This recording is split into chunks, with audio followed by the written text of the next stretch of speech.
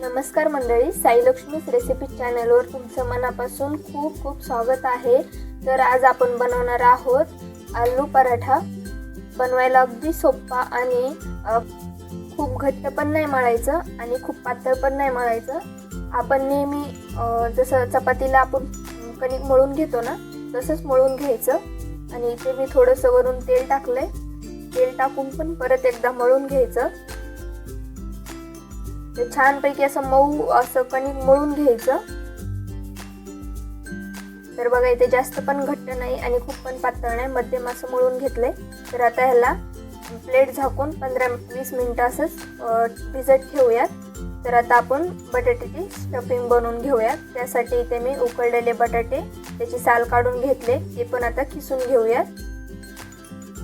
बटाटे खिसल्यामुळे त्याचे तुकडे राहत नाहीत आणि पराठा बनवताना फुटत नाही। तर इथे सगळे बटाटे असे खिसून घ्यायचे।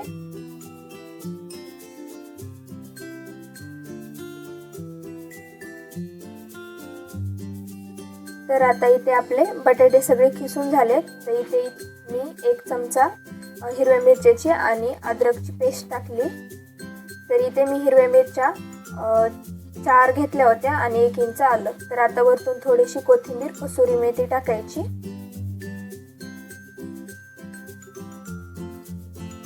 आणि अर्धा चमचा गरम मसाला टाकायचा।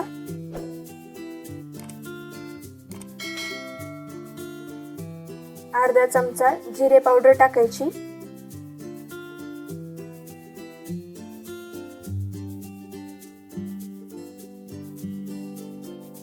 आणि अर्धा चमचा धने पावडर टाकायची।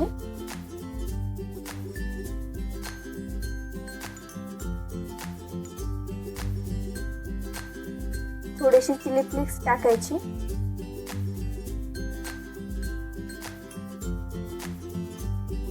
आणि पाव चमचा जिरे टाकायचे। आपण आधी अर्धा चमचा जिरे पावडर टाकली होती ना, त्यामुळे थोडेसे जिरे टाकले। तर आता अर्धा चमचा लाल मिर्च पावडर टाकायची आणि चवीप्रमाणे 1 चमचा मीठ। तर आता हे चांगलं मिक्स करून घ्यायचं।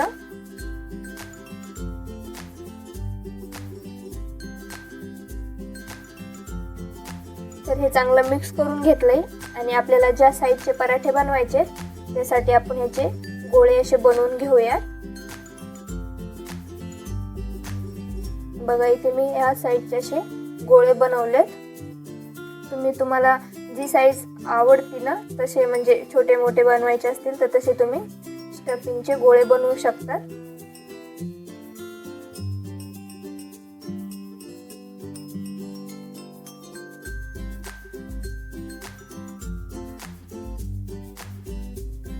तर हे बघा, असे मोठे मी इथे 5 गोळे बनवून घेतलेत। तर आता दुसरीकडे आपली कणिक पण चांगली भिजून तयार आहे। आता परत एकदा चांगलं हलक्या हाताने मळून घेऊयात आणि कणकीचे पण आपण छोटे छोटे गोळे बनवून घेऊयात।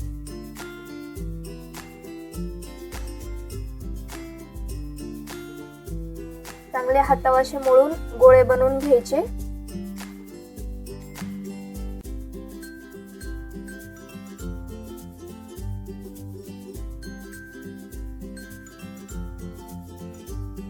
तर सारणपेक्षा थोडा छोटा कणकेचा उंडा इथे मी घेतलाय।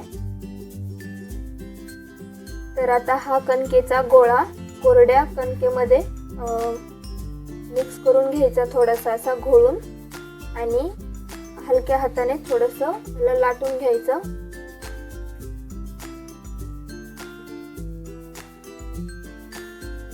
असं एवढं लाटून घ्यायचं आणि त्याच्यावर थोडंसं तूप टाकायचं। तुम्ही तेल पण टाकू शकतात, पण इथे मी तूप वापरलं आहे। तर आता हे तूप चांगलं म्हणजे पूर्ण असं पसरून घ्यायचं। त्याच्यावरती थोडंसं असं कोरडं कणिक टाकून घ्यायचं आणि जे सारणाचा आपण गोळा बनवला होता तो असा ठेवून घ्यायचा आणि हे चांगलं असं उडपून घ्यायचं। जसं आपण मोमोज साठी करतो ना, तसं असं करून घ्यायचं आणि हे चांगलं बंद करून घ्यायचं। एक्स्ट्राचं जे कणिक आहे ना वरती, ते काढून घ्यायचं चांगलं असं गोल गोल फिरून असं मोडून घेऊन बंद करून घ्यायचं. असं थोडं पण असं ओपन ठेवायचं नाही, नाहीतर आपले जे आतलं सारण आहे ना ते बाहेर येईल. ते परत एकदा चांगलं हाताने असं मोठं करून घ्यायचं, दाबून घ्यायचं चांगलं स्टफिंग आणि परत एकदा कोरड्या कणकीमध्ये हे असं घोळून घ्यायचं. आणि आता हलक्या हाताने आपण पराठा लाटून घेऊया. एकदम असा हलक्या हातानेच लाटून घ्यायचा, जास्त दाबून नाही लाटायचा. तर सगळ्या साईडने असा लाटून घ्यायचा. असं एकदम एकसारखा असा लाटून घ्यायचा. हलक्या हाताने थोडा फिरवून घ्यायचा. तुम्हाला जर जमत नसेल तर तुम्ही असं उचलून पण घेऊ शकता, पलटी करून पण. तर बघा इथे मी हलक्या हाताने असा सगळा पराठा लाटून घेतलाय. तर आता इथे आपण पराठा भाजून घेऊयात. त्यासाठी इथे मी गॅसवर तवा ठेवला होता, तो थोडासा गरम झाला की त्याच्यावर अर्धा चमचा तूप टाकले. इथे तूप चांगलं तव्याला लावून घ्यायचं. त्यानंतर हा पराठा त्याच्यावरती टाकून घ्यायचा.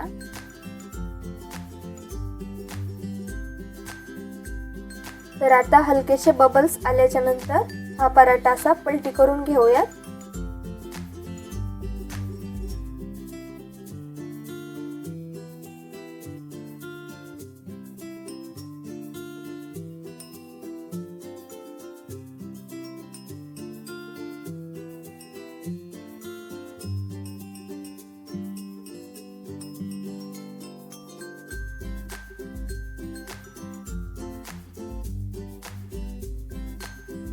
परत एकदा पलटी करून घेऊयात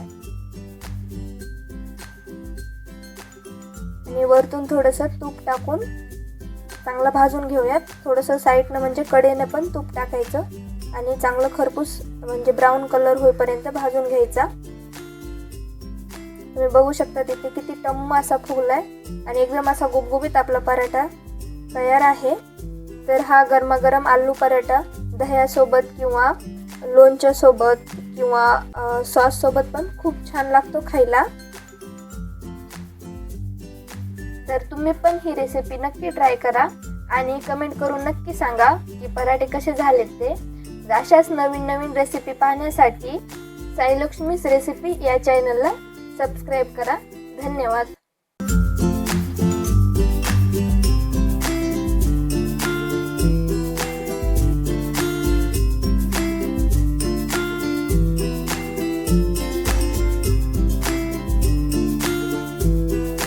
you.